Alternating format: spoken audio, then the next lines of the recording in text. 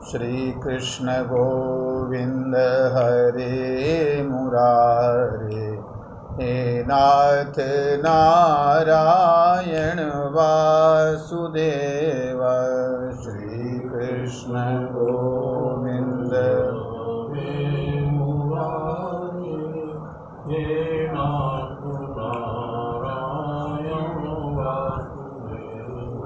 श्री कृष्ण गोविंद हरे मुरारे, हे नाथ नारायण वासुदेव।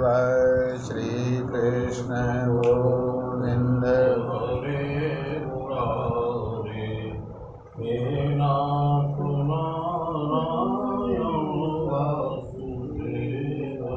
श्री कृष्ण गोविंद हरे मुरारे, हे नाथ नारायण वासुदेव। श्री कृष्ण गोविंद हरे मुरारे, हे नाथ नारायण वासुदेव। बोले श्री कृष्णचंद्र भगवान की जय। श्रीमद् भगवद गीता के दूसरे अध्याय का 11वां श्लोक चल रहा है। श्री भगवान उवाच अशोच्यानन्वशोचस्त्वम् प्रज्ञावादांश्च भाषसे गतासु न गतासूंश्च नानुशोचन्ति पंडिताः।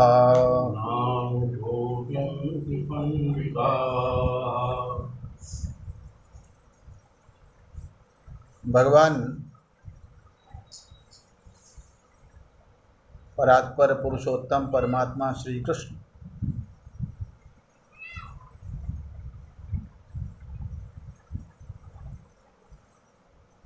शोक सागर में संमग्न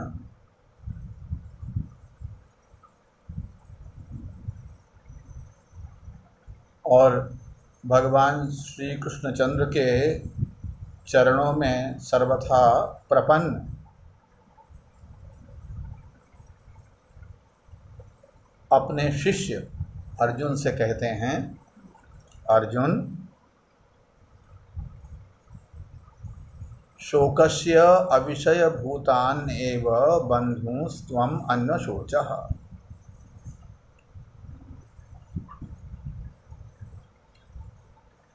शोक जिनके विषय में नहीं करना चाहिए उन्हीं के विषय में तुम शोक कर रहे हो।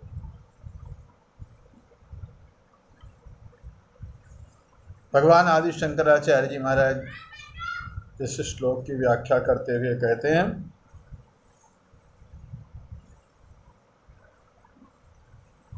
भीष्मद्रोणादयः सद्वृत्तत्वात् परमार्थ रूपेण नित्यत्वाच्च अशोच्याः।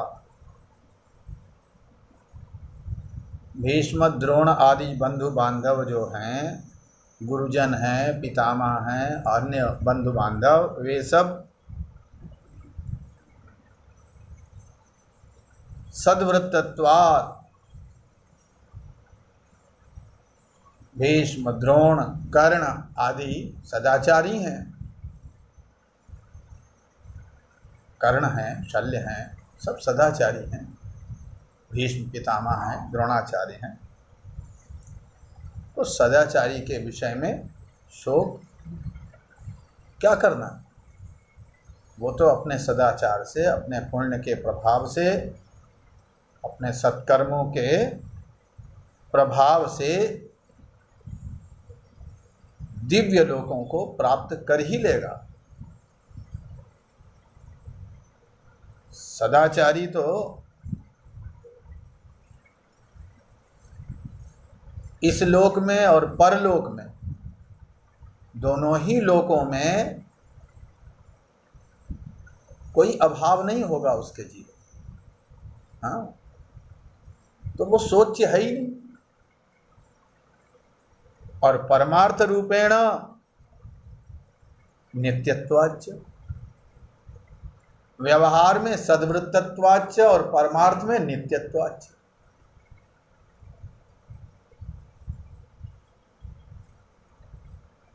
व्यावहारिक दृष्टि से दो दृष्टि है मुख्य, एक तो व्यावहारिक दृष्टि और दूसरी पारमार्थिक दृष्टि। मुख्य दो ही सत्ता हैं, एक व्यावहारिक सत्ता और दूसरी पारमार्थिक सत्ता।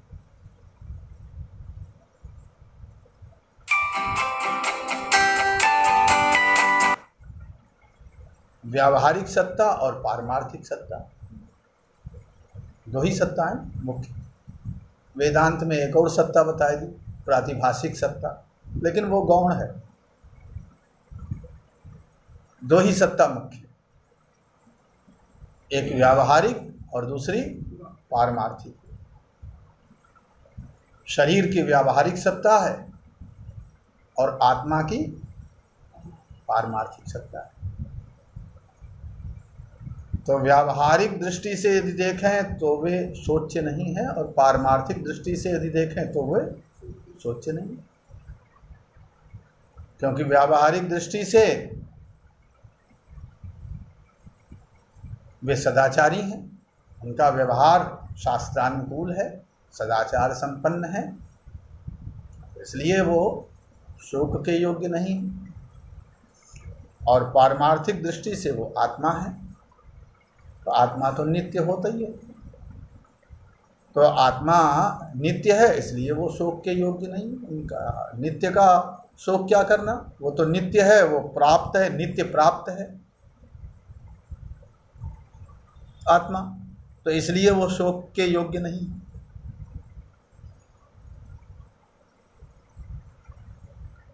ऐसे जो अशोच्य हैं, पितामह भीष्म द्रोण आदि, उनके विषय में तुम शोक कर रहे हो।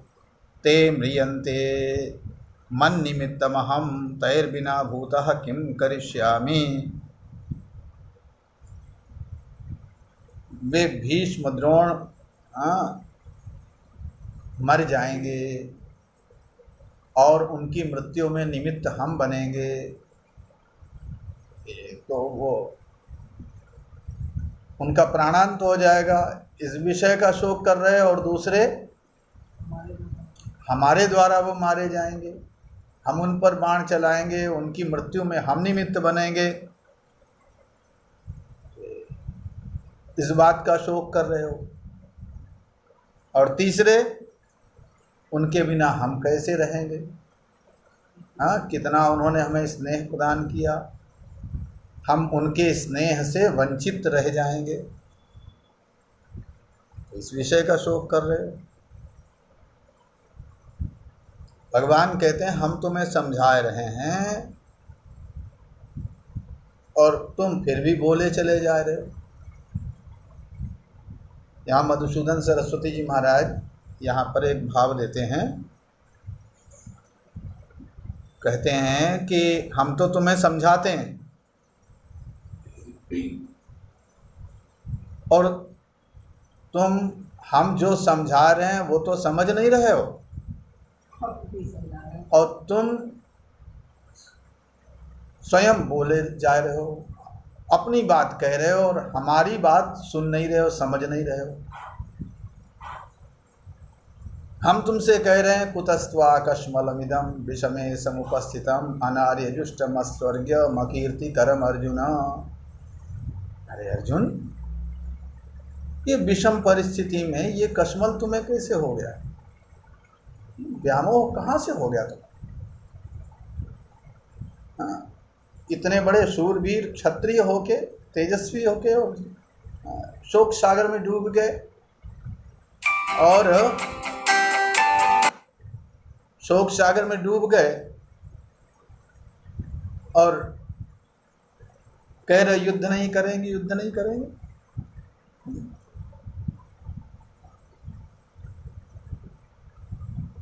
तुम्हारी समझ में आ भी गया, हम तुम्हें समझा रहे हैं और तुम अपनी बात बता रहे हो, स्वयं बोल रहे हो, हमारी बात समझ नहीं रहे हो। तभी तो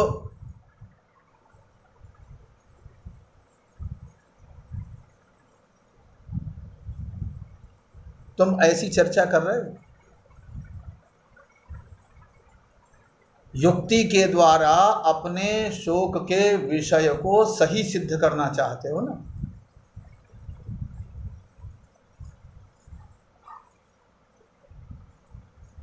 तो भगवान कहते हैं कि प्रज्ञावादांश्च भाससे, यहाँ मधुसूदन सरस्वती जी महाराज अर्थ करते हैं, स्वयं प्रज्ञोपि सन प्रज्ञावादान प्रज्ञा अवादान। यहाँ प्रज्ञावादान में संधि कर दी, प्रज्ञा अवादान भाषा से।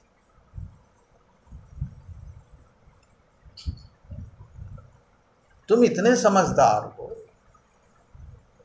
भगवान कहते हैं तुम इतने समझदार हो और हम तुम्हें समझा रहे हैं, और फिर भी तुम प्रज्ञा अवादान भाषा से, प्रज्ञानाम अवादान प्रज्ञैहि वक्तुम अनुचितान वादान। बुद्धिमान जो बातें नहीं करते हैं, जो नहीं बोलते, वो बोल रहे। जो प्रज्ञ हैं, बुद्धिमान हैं, वो नहीं बोलते, वो तुम बोल रहे। बुद्धिमानों के द्वारा नहीं बोले जाने वाले अनुचित वाक्यों को तुम बोल रहे हो, अनुचित बात बोल रहे हो। क्या बोल रहे हो? हम तुमसे कह रहे हैं कि ये कैसा व्यामोह हो गया, और तुम कह रहे हो कथम भीष्ममहं संख्ये द्रोणं च मधुसूदन इषुभिः प्रतियोत्स्यामि पूजार्हा वरिसूदन। महाराज, ये तो भीष्म पितामह और ये सब तो गुरुजन हैं, हमारे सम्मान के योग्य हैं, इन पर बाण हम कैसे चलाएं?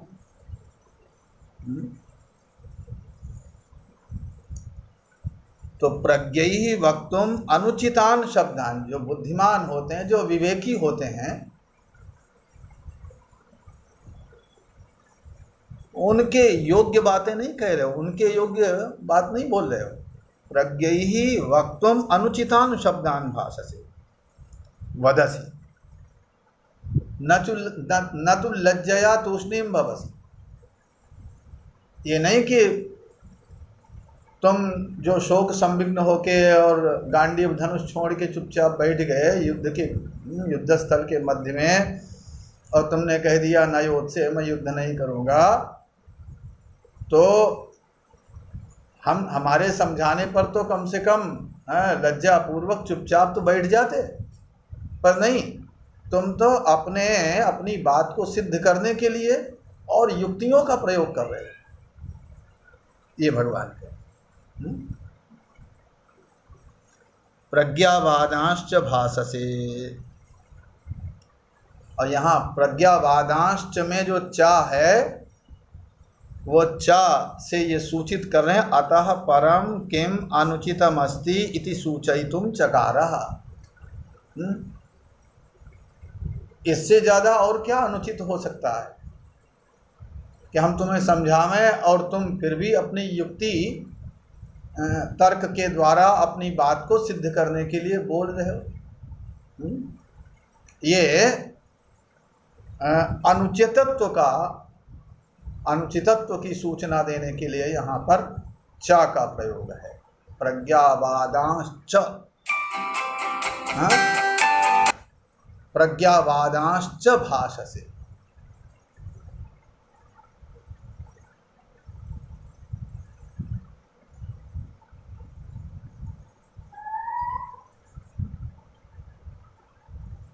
तो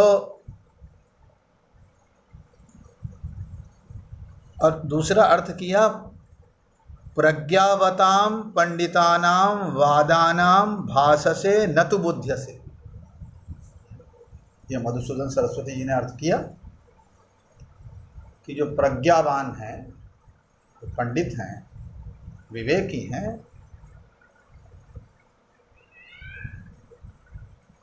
उनकी बातों को, उनके सिद्धांतों को तुम बोल रहे हो, वाणी से बता रहे हो, लेकिन न तो बुद्धि से, समझ बिल्कुल नहीं रहे, केवल बोल रहे हो,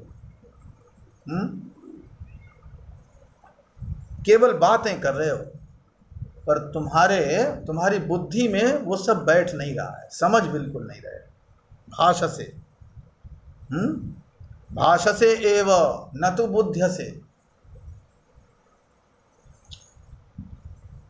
भगवान कहते हैं ये पंडिता, जो पंडित होते हैं, पंडित का अर्थ यहाँ पर मधुसूदन सरस्वती जी महाराज ने किया विचार जन्यात्म तत्व ज्ञानवंता।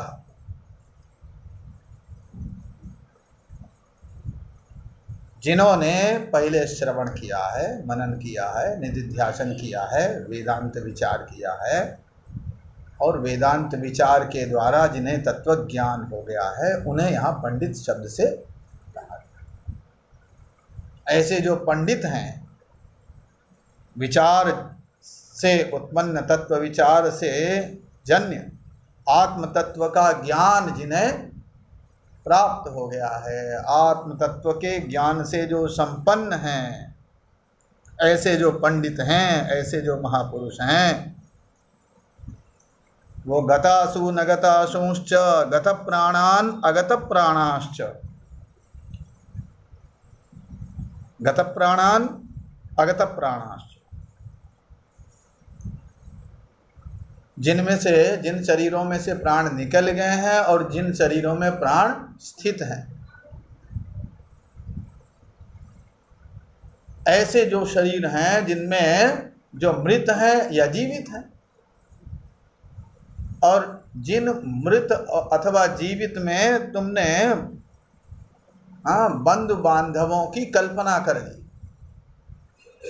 जिन्हें अपना बंधु बांधव मान लिया कि मेरे बंधु हैं, ये बांधव हैं, ये मेरे अपने हैं, ये मेरे मित्र हैं।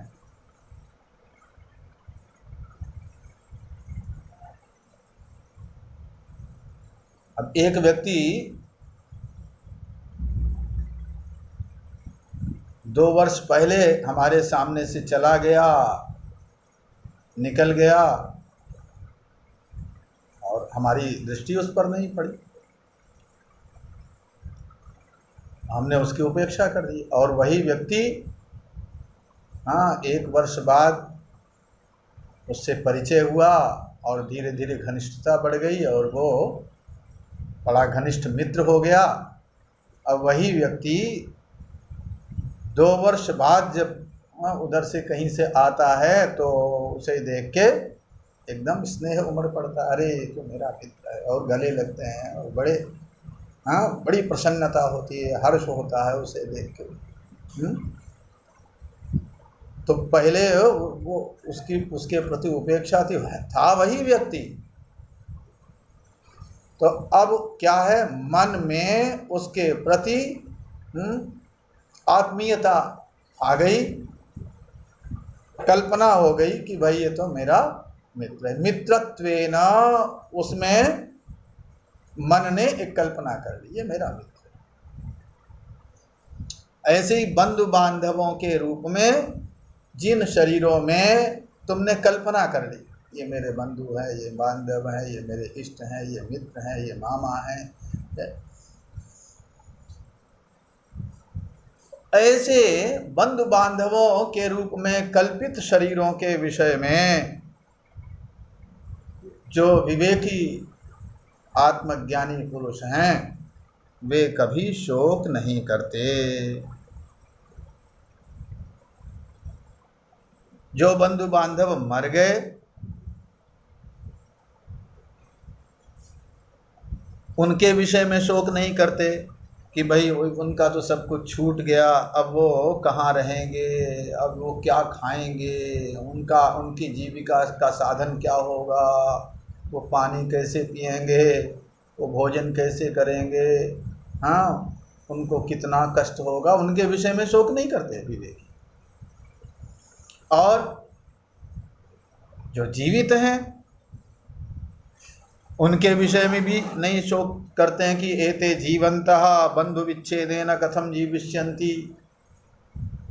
अब ये जीवित, ये बिछुड़ गए और वो ही नहीं छोड़ के चले गए, और ये अपने बंधु बांधवों से रहित होकर हाँ कैसे जिएंगे, कैसे रहेंगे, क्या करेंगे। तो विवेकी लोग न तो उनके विषय में शोक करते और न इनके विषय में।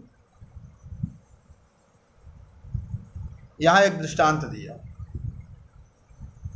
नहीं रज्जु तत्व साक्षात्कारेण सर्प भ्रमे पनीते तन्निमित्त भयकंपादि संभवति।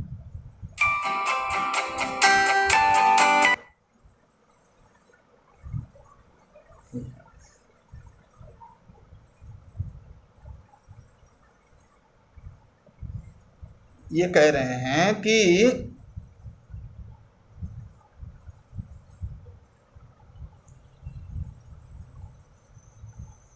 नहीं रज्जु तत्व साक्षात्कारेण सर्प भ्रमे पनीते,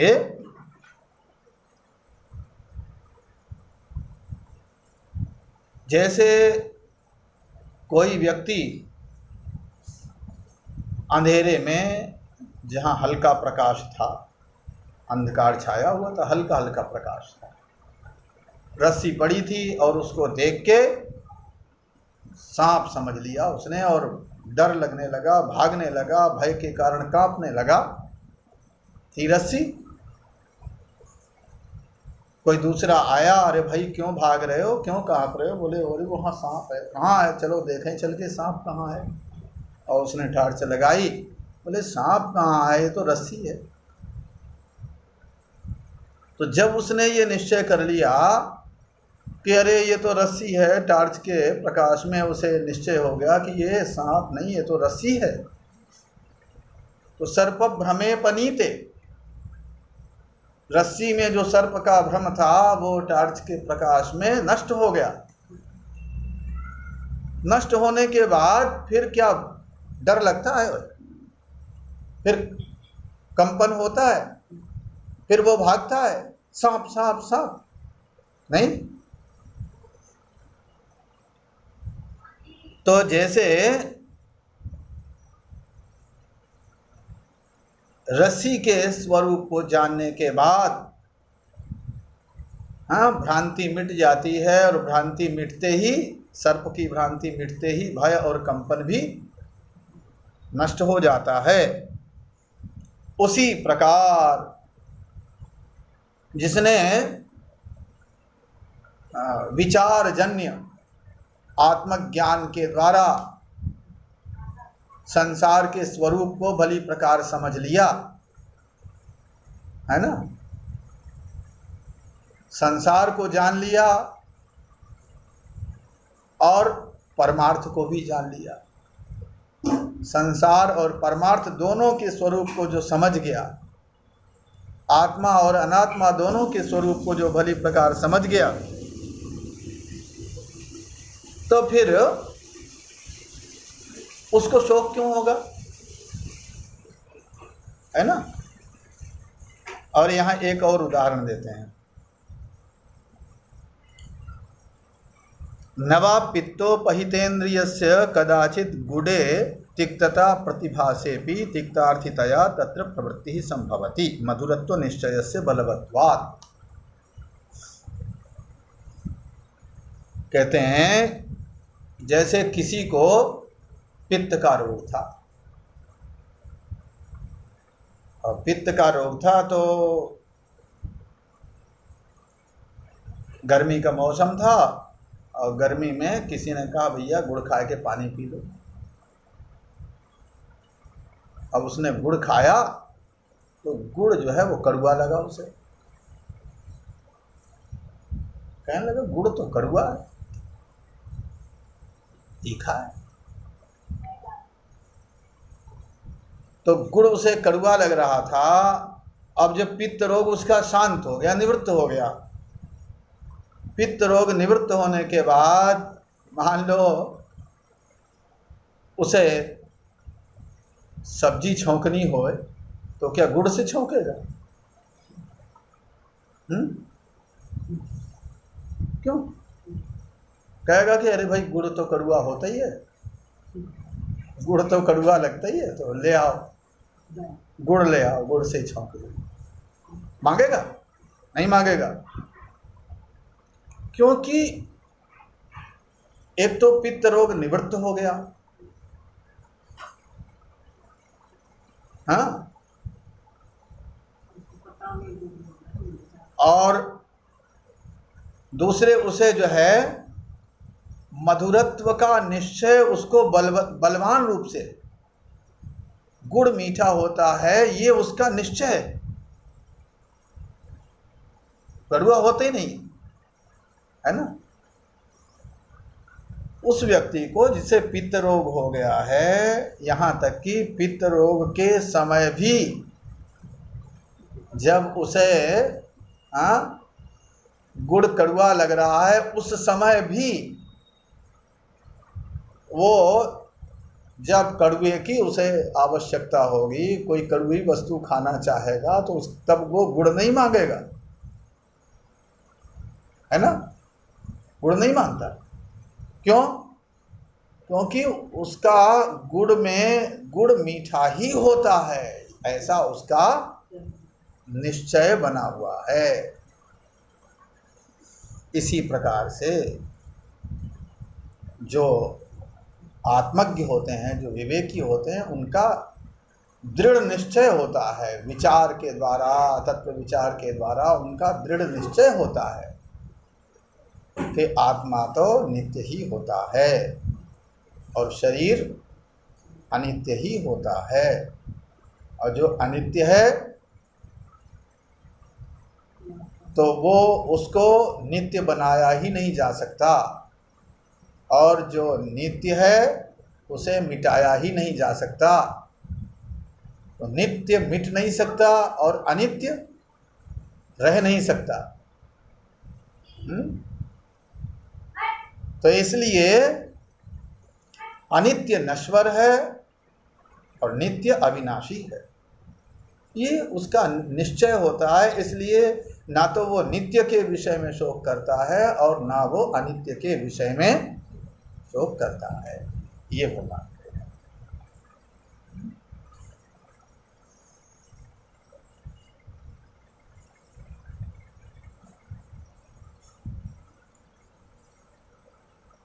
एवं आत्मस्वरूपाज्ञान निबंधनत्वात् छोच्य भ्रमस्य तत्स्वरूपज्ञानेन तदज्ञानेपनीते तत्कार्यभूतः शोच्य भ्रमः कथम अवतिष्ठत। श्री मधुसूदन सरस्वती जी महाराज कहते हैं, जैसे प्रकाश में रस्सी के स्वरूप को जिसने समझ लिया, निश्चय कर लिया कि ये तो रस्सी है, ये सर्प नहीं है,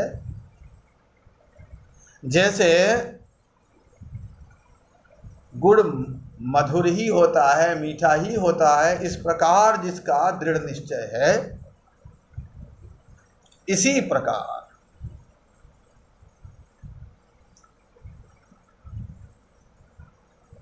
आत्मस्वरूपाज्ञान निबंधनत्वात् छोच्य भ्रमस्य तत्स्वरूपज्ञानेन तदज्ञानेपनीते।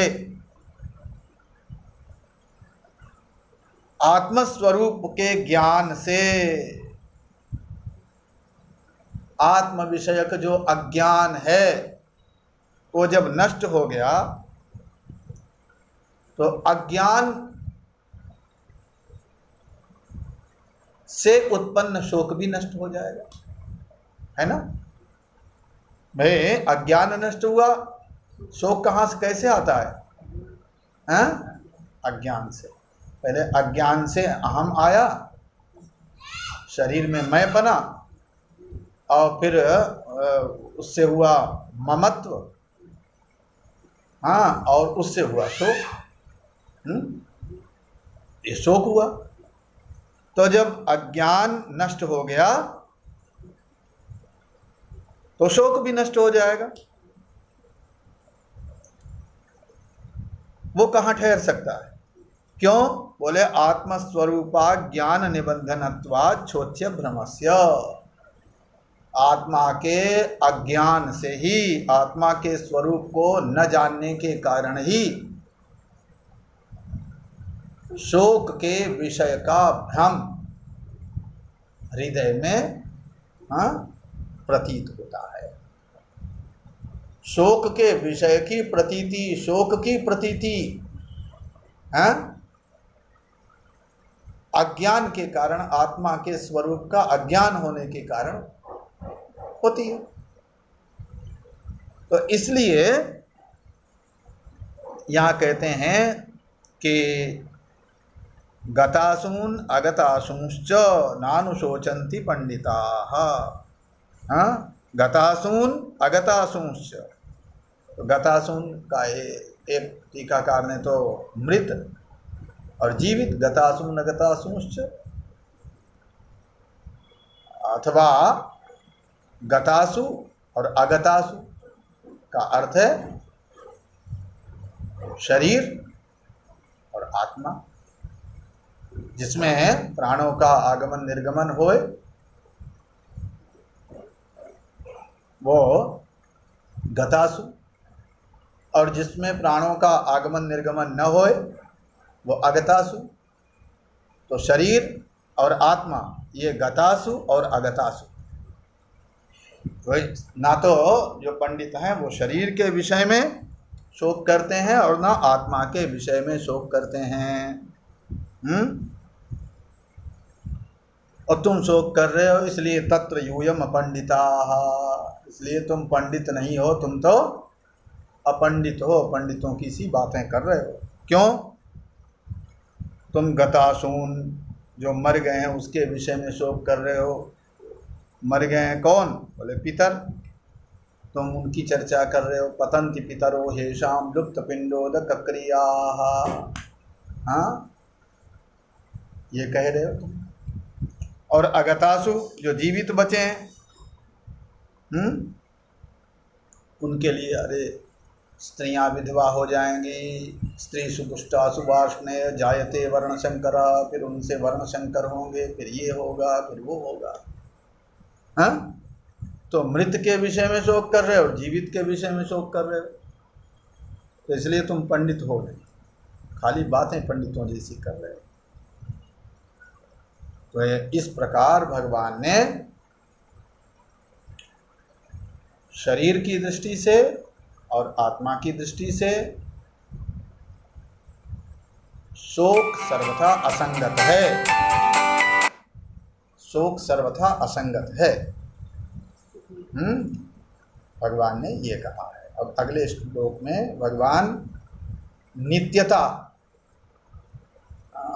आत्मा की नित्यता सिद्ध करेंगे। आत्मा नित्य है ये सिद्ध करेंगे। बोलो श्री कृष्णचंद्र भगवान की।